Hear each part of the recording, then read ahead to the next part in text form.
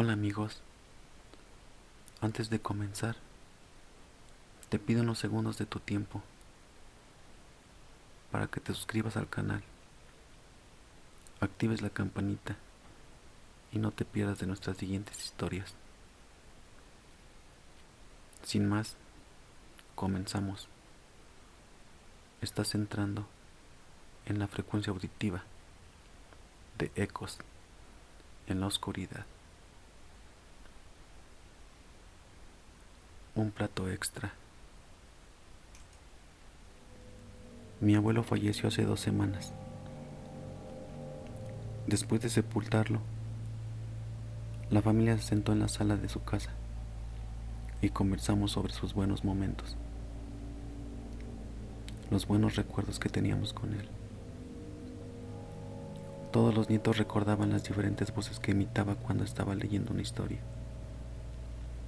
incluso si se trataba de un artículo en el periódico. Mi abuelo nació en Polonia, en 1929. Tenía 14 años cuando su familia fue capturada. Fue capturada y trasladada a Auschwitz por el régimen nazi. A los nietos jamás nos llegó a contar cómo había sido su vida en el campo de concentración, pero tampoco se lo preguntamos. Por lo que sé, tuvo 2 hermanas más pequeñas y un hermano menor. También 3 hermanas y 2 hermanos mayores. Los 3 más pequeños murieron apenas llegaron al campo. Durante la estancia en ese lugar, la familia se descompuso. Él jamás volvió a ver a 2 de sus hermanas mayores, que murieron a las pocas semanas allí dentro. Su madre también murió, al poco tiempo de haber llegado ahí. Mi abuelo y lo que quedó de su familia vieron la libertad en 1945, cuando él ya tenía 16 años. Sufrió de estrés postraumático severo durante el resto de su vida.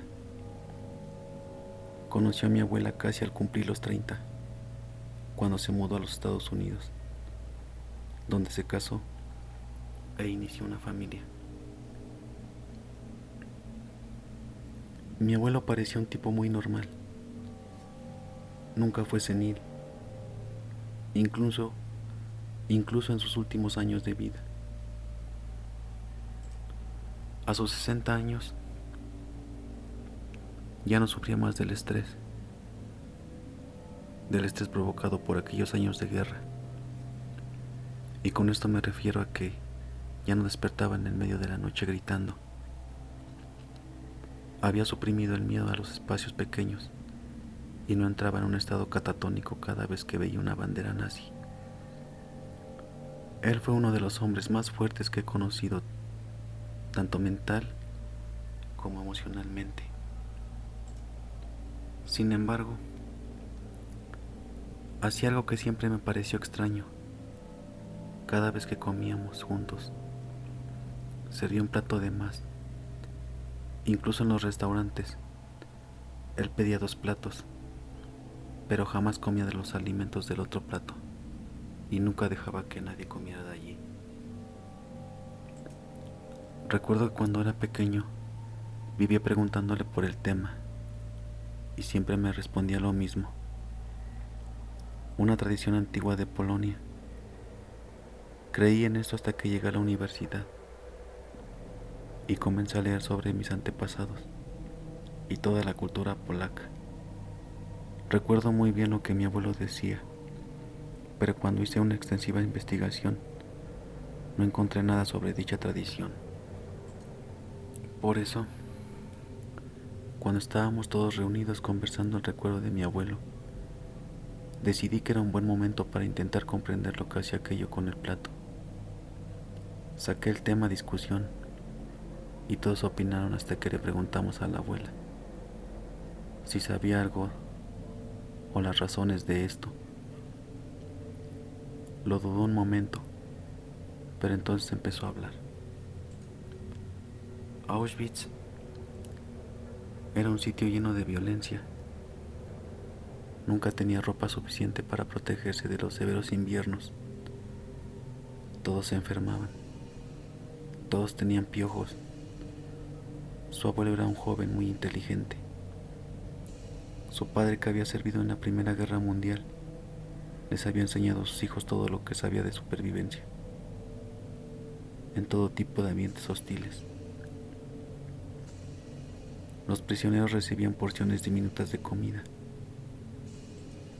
pero a su abuelo se le ocurrió hacer un pacto con una niña de su edad.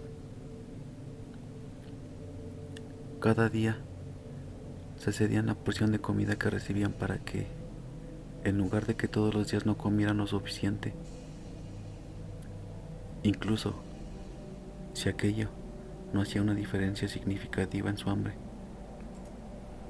por lo menos estarían con más fuerzas un día, mientras el otro guardaba su turno. Esto funcionó durante algún tiempo, pero mientras más permanecían allí, más se enfermaban. Eventualmente, la niña enfermó de tifo, se debilitó mucho. A él lo cegó el hambre. Le decía que ya la había alimentado, pero nunca lo hacía. Conservaba la comida solo para él. Ella ya estaba demasiado enferma como para comprender lo que estaba pasando a su alrededor. Y finalmente, la joven murió. Murió y a los pocos días, los prisioneros fueron liberados de los campos. Nos quedamos sin palabras, sentados, con extrema incredulidad, hasta que mi abuela volvió a hablar. Después de que fue liberado del campo, no pudo contarle a nadie lo que había hecho. Estaba tan avergonzado. Intentó vivir normalmente, pero las cosas nunca volvieron a ser normales. Una vez se derrumbó y me contó que cada vez que se sentaba a comer, podía escucharla llorar. Fue así que todo empezó. Eventualmente pudo verla sentada en la mesa a su lado. Creí que era una manifestación del trauma, pero entonces también empecé a verla. Se sentaba en la punta de aquella mesa de allí. Nunca hablaba, simplemente lloraba. Nunca logramos comer allí sin que ella se manifestara. Con el paso del tiempo, la casa empezó a oler a mortandad y enfermedad todo el tiempo. Un frío absoluto se apoderaba de la casa, incluso en verano. Encontrábamos animales muertos, con señales de mordidas. Aquello tenía que parar. Entonces un día, a Abraham se le ocurrió la idea de servir un plato para ella. Y las cosas empezaron a mejorar. A mejorar con cada día que él le servía comida, con cada alimento que le ofrecía. Eventualmente la casa dejó de oler mal. Ya no se sentía el frío. Los animales dejaron de aparecer muertos. También dejamos de verla. En realidad nunca más la volvimos a ver. Ninguno de los presentes sabía qué decir. Nuestro abuelo había sido siempre un hombre muy escéptico. Él no creía ni en Dios. Todos estuvimos de acuerdo que aquello era una ilusión del estrés postraumático que estaba sufriendo mi abuelo, y que mi abuela decidió compartir su dolor y locura. Por supuesto, hasta que la escuchamos llorar.